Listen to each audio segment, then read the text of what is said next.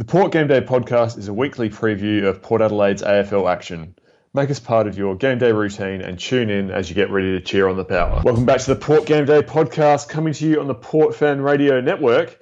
I'm your host, John, and I'm stuck on 47 games in the Div 6 reserves. There's no friendly Andrew this week, so joining me is a shadowy figure from the Adelaide hip-hop scene and former winner of KFC's Kickin' for Chicken. G'day, Jimmy. G'day JT and g'day listeners. Thanks for tuning in to Port Fan Radio. Absolutely. Well, it's just the two of us tonight, so a bit of a free-flowing conversation. And we're previewing the Sunday twilight footy as the Power kick off their home campaign at Adelaide Oval against Freo.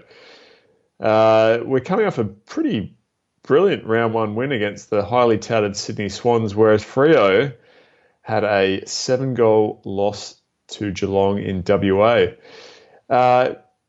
Changes to the side see Jarman Impey returning from a club-imposed suspension for key forward Brett Eddy, who is omitted after making his debut in the AFL.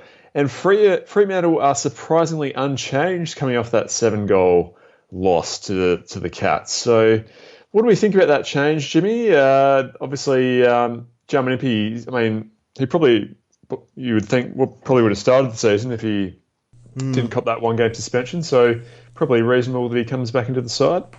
Yeah, it's an interesting point if he was fit, whether we would have went with Brett Eddy against Sydney. But yeah, it's a bit unlucky for Brett. Unfortunately, the coach has decided to go a bit smaller this week, and it's understandable when you look at our team and our height, and you look at the Freo defence. I think if we go a bit smaller, we can beat them in certain areas up forward, and perhaps this week we went with that combination due to the competition and the team we were playing, and I feel like with Impey coming in, he adds a lot of X factor, a lot of pace, and can go into the midfield, and we've got that luxury of rotating a midfielder up forward and then having an extra midfielder / forward to run through the middle as well. So I'm not too concerned about it. I feel Eddie will get opportunities later in the year. It just means that the other tall forwards, in particular, Trengro, Westhoff, if he plays there, Ryder floating through there,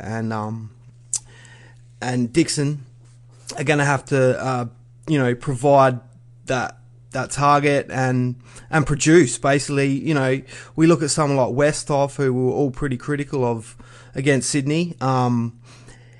Does that same sort of leash? Does Ken have that same sort of leash with a Westhoff as what he does with a Brett Eddy? I mean, he's now essentially going to have to play a bit taller and a bit as our third tall.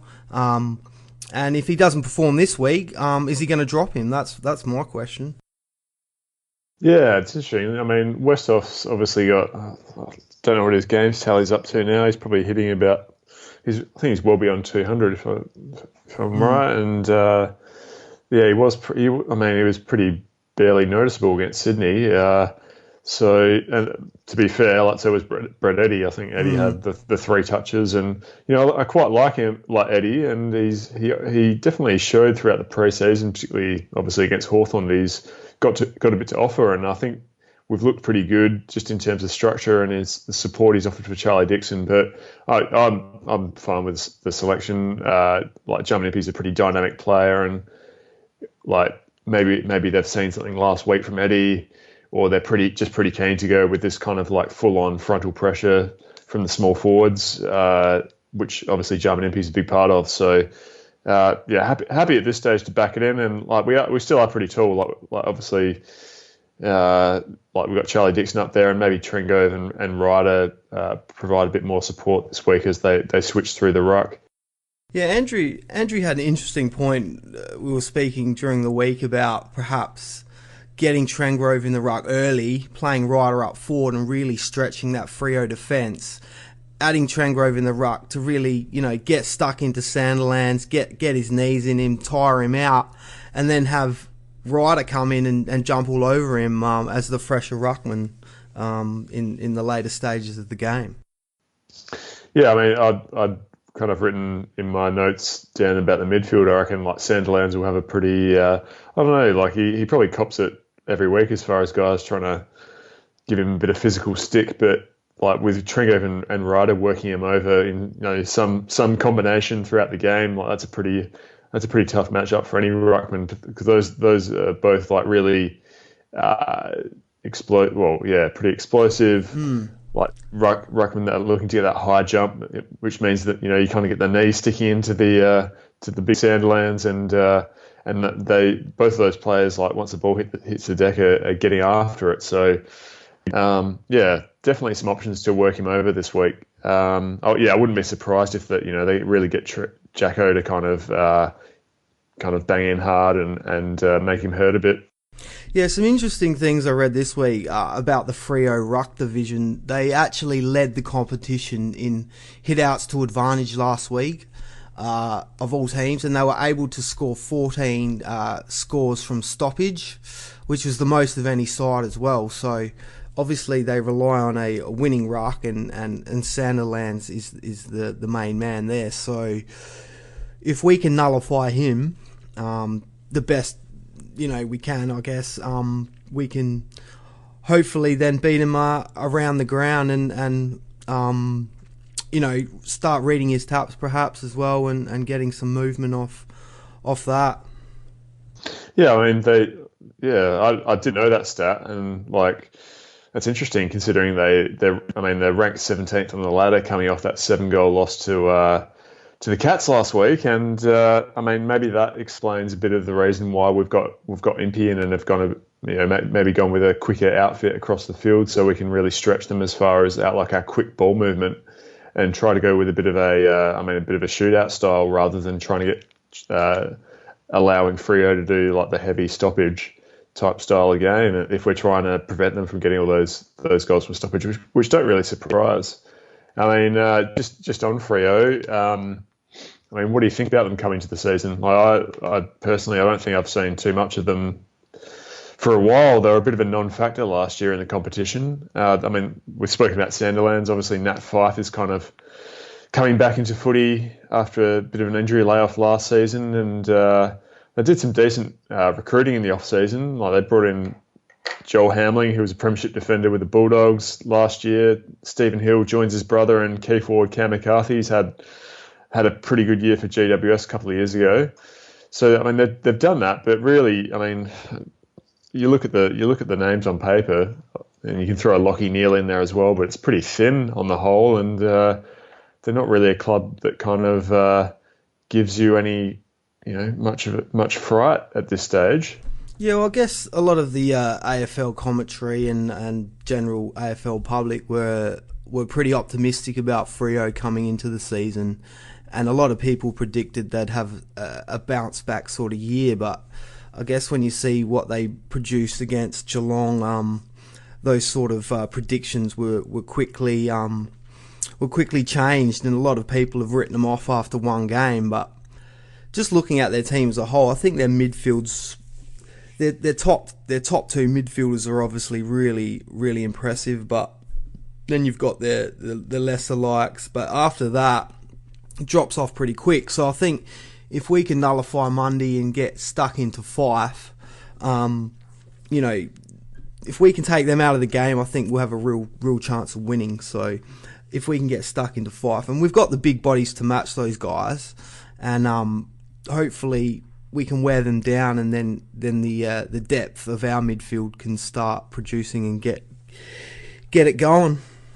Yeah, I agree. That was one of the things I was thinking coming into this. Like we saw our effort against Sydney's midfield, very heralded midfield last week, and we really got the job done. And Freo's kind of lineup reminds me a bit of them. Like you've kind of got the couple of big midfield beasts like a Nat Fyfe and Mundy are bit of similarities to like a Josh Kennedy, and Lockie Neal's one of those in and under type players that Sydney have in like a Daniel Hanbury type. So we're almost going up against a similar midfield, and the way that we performed last week with kind of Travis Boak getting back to his best, Brad Ebert's pretty impressive with Paddy Ryder spoon feeding him. you throw in the Bash brothers, and like amazingly, without really Robbie Gray firing, we're able to kind of get on top in the midfield and probably control matters in there for maybe, I don't know, 2/3 of the game. There was that period, I think the second quarter, where they got a bit away from us, but on the whole, it was a tremendous effort from the mids. Yeah, I think Freo are pretty good at winning clearances in general due to the fact they've got a dominating ruckman, but you look at the stats and they weren't able to generate a lot of score from their inside 50s last week, so they can get it in there, but they just don't have the talent to turn those inside 50s into goals. And if our defence can hold up like they did against Sydney, really move that ball out quickly and stop that re-entry, I feel like we'll have the advantage from the half-back line. But yeah, if we can nullify their inside 50s, put pressure on the ball carrier, I don't think they've got the talent to turn those inside 50s into goals. But yeah, particularly, I mean, Pavlich is obviously a big out for them, retiring at the end of last year. One of the things, like, I haven't actually had the opportunity to watch all the replay of last week's game against Sydney. I was pretty keen to, but it's been a busy week. Saw maybe the first couple of quarters. One of the things that, I mean, really impressed me and probably stood out in the day as well was just our pressure around the ball and the kind of the thirst for the contest. And the guys were really crashing in, particularly Ollie Wines really started like a house on fire. And there was a play from Sam Powell-Pepper that really impressed me. I think it was in the first quarter. He kind of overran the ball and missed the opportunity to pick it up. And one of our players kind of swooped on it. And then he's just put on a massive block on kind of like a couple of Sydney players who were coming in to tackle. And that just really stood out to me. For a first game player to kind of have the wherewithal to understand that he's kind of lost his opportunity at the contest, but being able to impact it and open up some space for his teammate, that was really good. And I think we saw that from a lot of the guys last week. And I hope that they understand, and I'm sure they do, that kind of physical presence and willingness to really throw your body at the ball and help each other by putting a block on and supporting each other paid dividends last week. And hopefully they got a bit of reward for effort, really, because I think Ken mentioned in the presser or sometime during the week that there's a lot of things we've been working on throughout the preseason. Some of it hasn't really come off, but I think they mentioned that they were getting a bit of reward for some of the things they'd worked on probably at training. Yeah, you mentioned Ollie Wines. I think he had a team high nine tackles, but you could just tell from the start we were on, and from the first bounce we were really hungry for the contest. And I think we ended up plus 22 for contested footy last week. So if we can produce that sort of output every week, we're going to have a winning season this year. But we on the flip side, we gave away 29 free kicks, which was the most recorded by any team last week. So that's a bit of a worry. But as I wrote on Big Footy, we won't go too deeply into it, but there was a few iffy free kicks in the third quarter and whatnot. But yeah, 29 free kicks. We really got to try and tighten that up a bit and bring that number down.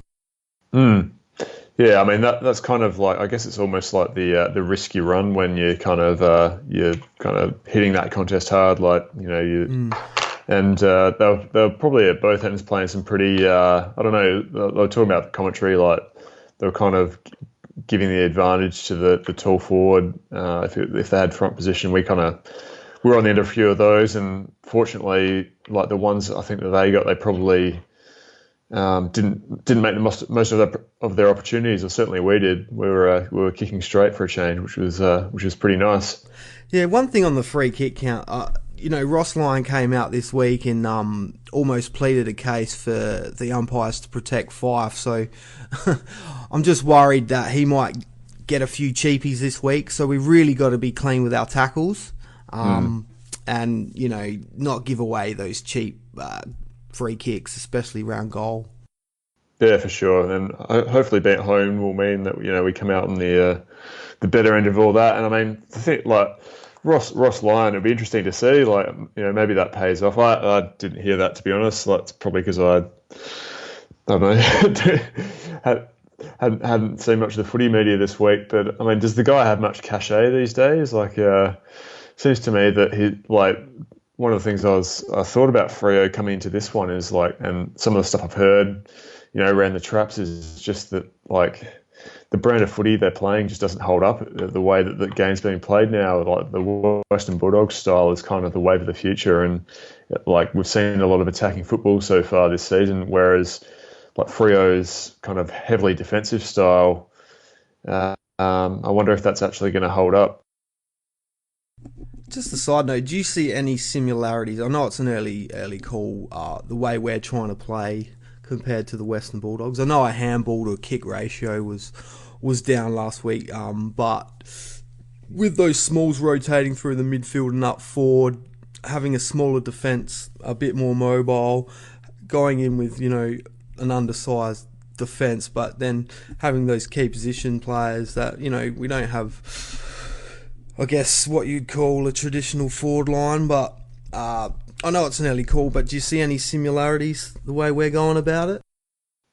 Yeah, I think they probably are, and I think like the reigning premier kind of always influences like the direction of the game, and yeah, I mean a lot of teams have kind of gone in that direction. Like West Coast as well has kind of gone with it, like with Adam Simpson have kind of had that smaller kind of mobile defence. And one of the things that like Nathan Bassett talked about in his press conference during the week, which was a really good listen actually. I think it was on the Port website. Yeah, I saw that. Went for a good 11 or 12 minutes, and he was kind of talking about how like in a one-on-one contest that he'll back the better player in regardless of kind of size. Like, I mean, I'm sure there's a limit to that. Like, if a 170 centimeter bloke's going up against 200 centimeter, but if there's a 2 inch difference, like he is going to back the good player in. Obviously, the different, and it was interesting how in simple terms he put it. Like, if you're tall and good, well, that becomes a problem. So if you've got like a Buddy Franklin or some of the 200 centimeter forwards that are getting around, like that's an issue. But he's going to back it like a good defender in, whether they stand 192 centimeters or 198. And one of the other things I guess they were talking about as well is like, we don't want to leave that person one out either. We want to get two guys, because it's difficult to kind of outmark two punching defenders rather than just the one out. Yeah, I saw that too, and I had a laugh because I know before the start of the season he was touting Tom Jonas as our best defender, and I almost thought that was like a bit of a pump up for Tommy after his game against Kirk Tippett. So he was suggesting if you're tall, maybe a reference to Kirk Tippett being a bit of a spud, but yeah. Yeah, quite possibly. Maybe I didn't get the subtext there. No, it was a good listen, and like I was pretty impressed by Bassett, and it's good that we've got him in there. I think he's obviously like a good communicator, and definitely really puts his point of view across, and can, I guess, even in that press conference where I'm sure he's not giving his game away, but you can definitely tell how he would be able to communicate a game plan very simply to his defenders. Yeah, he's got head coach written all over him. Yeah. Hopefully he's not one of those guys who we have for a couple of years and well, maybe he's the next man in line for the Port Adelaide head coach in years to come. Hopefully. Yeah. Anyway. Well, if we do well enough this season, it might, as you say, it might be a few more years down the track. So, I mean, speaking of the defence, we've talked about kind of like our philosophical approach there. Like, I mean, the three key tools they've named are Cam McCarthy, who, as I said, came over from GWS after sitting out last year. I think he kicked around 40 or 50 goals the year prior to that. Shane Kirsten's come over from Geelong. He's never really kind of burst out. He's been solid throughout his career without being exceptional. And Jonathan Griffin, who's still going around after having a few years at the Crows, and it's weird. Like he's been a bit off and on with Freo. Some years he plays most of the season, others not. So, I mean, who do you see as kind of the danger man there, and maybe who we have to look at shutting down as a number one priority? Well, their attack's a bit of a work in progress, and they didn't really have a forward that had that impact last week. So, I mean, Cam McCarthy is the one, and you mentioned he kicked bags a few years ago, but what did he kick? 1 goal, 5 was it? With 2 marks inside 50. So look, there's going to be pressure on him to bounce back. So maybe this is the week he does, but the pressure will be on. And like you said, Shane Kirsten's another one, but he struggled as well last week. So the forward line in general will have pressure on them to perform after what was a pretty disappointing week last week. But yeah, look, I think our defence is rock solid. The last 2 games, I guess, including the Hawthorn game, really looked to be our strength. And obviously from day one, Ken's preached defence first, and a lot of our game plan's based on that back 6, back 8, or whatever you want to call it, really playing as a team, playing together, helping each other out and moving the ball. So I don't know, as far as matchups go, it's going to be like, let you talk about that. Yeah, I reckon Cleary, if he's our number one defender at the moment, as far as like we're sending to their like gun forward as we did last week with Buddy Franklin, I guess I'd send him, like maybe he gets McCarthy. The other guys are a bit of a wash, like whether you put Jonas on Kirsten, Hops on Jonathan Griffin. I think the idea there is they're going to help each other, and as we said before, like we want to get multiple numbers to contests and get the ball to ground, because our small and medium defenders were definitely doing the right thing as far as rebounding the ball. Like obviously Dan Houston impressed in his first game, and as you know, Darcy Byrne-Jones was doing quite well back there as well. And the Hammer as well had a few nice dishes. So, and even Matty Broadbent, I thought he looked a bit puffed there for a while, but we mentioned that in our messages. But you know, he ended up standing up pretty strong and running out the game, which was, so he'll be better for that as well this week. Those 4 that you mentioned in particular, that it's really looking solid. With most of those boys being pretty reliable kicks, which is important from your small running defenders. Yeah, and Jasper to come back in, so as well potentially. So bit of obviously we're after one game, things are looking pretty good, and you've got the luxury of bringing in kind of the guy who was probably definitely our best defender last year, and arguably one of our top 2 or 3 players throughout the season. Now up forward, as I said before, like Joel Hamling's come in, fresh off a premiership with the Bulldogs. There's a couple of other guys. I think Michael Johnson was named at centre half back, and they've got Zach Dawson on the bench. So we're going a bit light. No, we've still got the tools up forward. Charlie Dixon might have a bit more pressure on him without Eddie just to perform. But he's got the size over most of those guys, and obviously Jacko stood up and kicked a goal last week, and Westhoff would want to be bouncing back to form. But it's probably more the smalls where I think tactically that's probably the direction we're looking at as far as Wingard, Young, Impey, Carl Amon, Sams, Gray, and Powell-Pepper to kind of get up there, tackle guys in numbers, and get on the end of a few. Yeah, absolutely. It was really in the first quarter we saw the tools sort of. They set it up really for us, didn't they? Yeah, that was important. If they can make their presence felt early, it was really the midfield and the smaller brigade getting the job done around the 50 in the later half. But yeah, you're right. I think our smalls and our mediums in particular, Aaron Young. And then I guess we got Robbie Gray, Chad Wingard. They're the keys. They're going to kick us the winning scores. So they're going to be nightmares for Ross Lyon to stew over in the next couple of days before the game. But yeah, that's where I see us winning the game. But yeah, those tools in particular make your presence felt early. We could potentially stretch them with Ryder potentially coming down and spending some time there. So it's definitely an advantage in my book. Yeah, it looks like across the board, like we've just got so many weapons. And that was one of the things I liked last week, is we kind of shared the goal scoring load around a fair bit. I think Youngie probably top scorer, like he was leading goal kicker with 3, and it was good to see him kind of continue on his rich vein of form from last year. Charlie Dixon got things started early, and it was really important, I thought, for Chad Wingard to had a very good game. It was kind of like he wasn't his like absolute best, but he got his 20 and 3 on. It was Nick Smith, I think it was, and like that's the kind of player who, if Chad wants to kind of go to the absolute next level, as what like one of the top kind of 10 players in the game consistently. He needs to be beating like the premier small defenders, who like Nick Smith is one of those. So to have that is a bit of a feather in his cap. Well, Youngie and Wingard in particular, their game, they both took contested marks inside 50 and kick goals, and then they were also able to Youngie was able to stay on his feet and really charge through, and same with Wingard, he was able to get that split second of space and just kick them. So those two are going to be tough because they just keep their feet.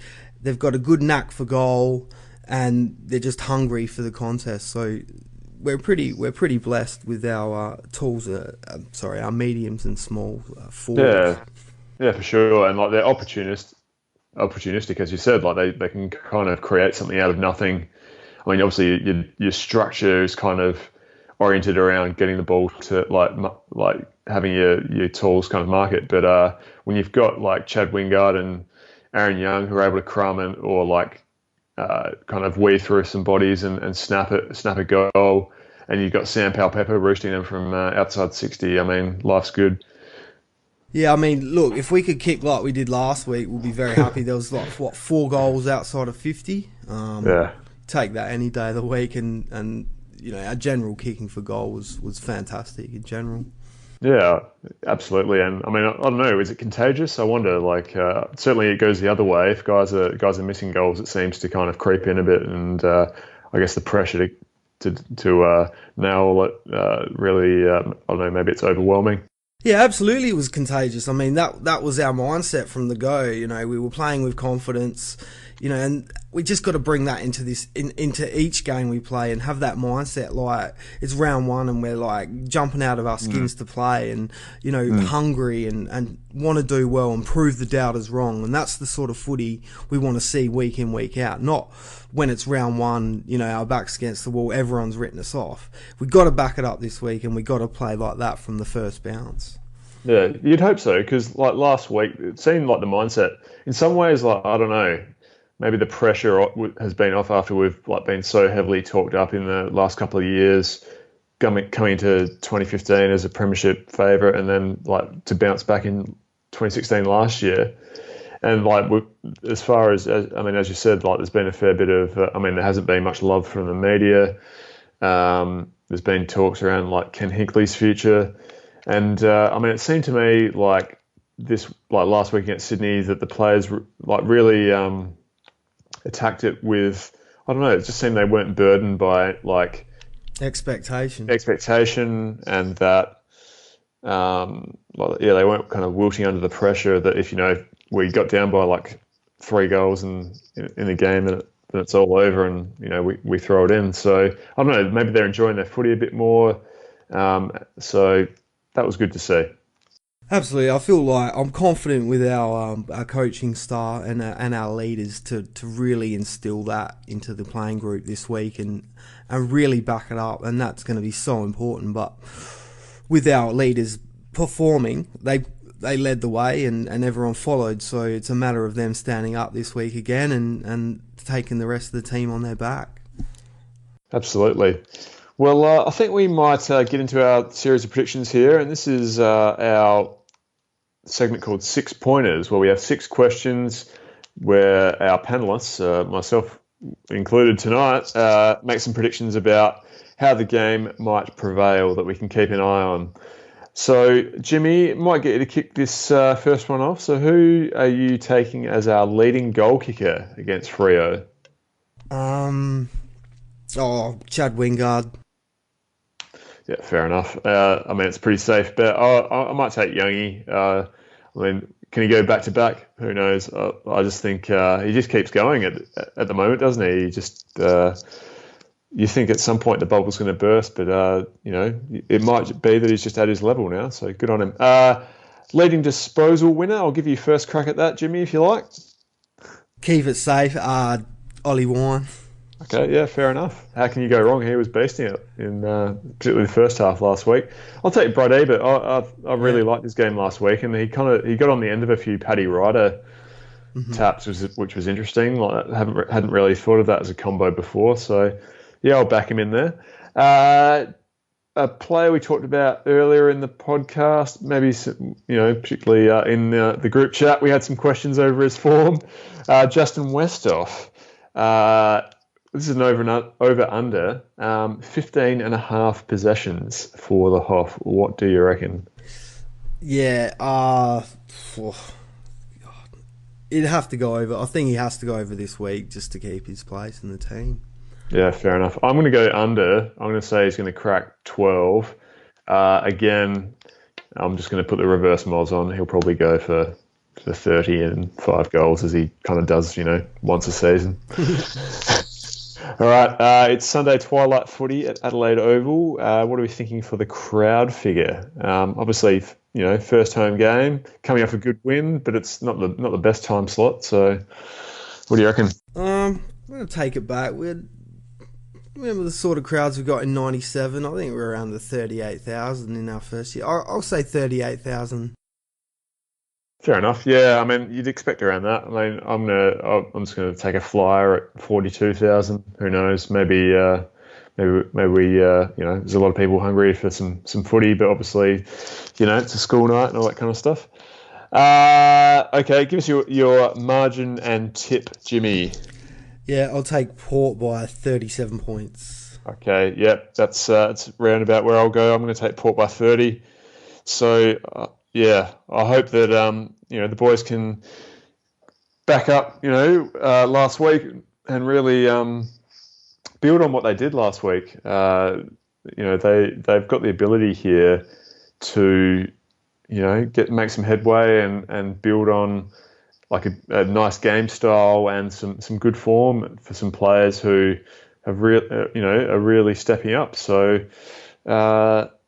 Yeah, let's smash Freo on the weekend. Yeah, absolutely. It's so important we back it up this week and just worry about this game and then we'll move on. But get that win under our belts. We're 2-0. We'll be absolutely stoked and would have shut up a couple of critics. But yeah, it's still early days. It's only the first K in a marathon, so we'll really a long season still ahead of us. But one game at a time and get the job done this week, and then we'll move on.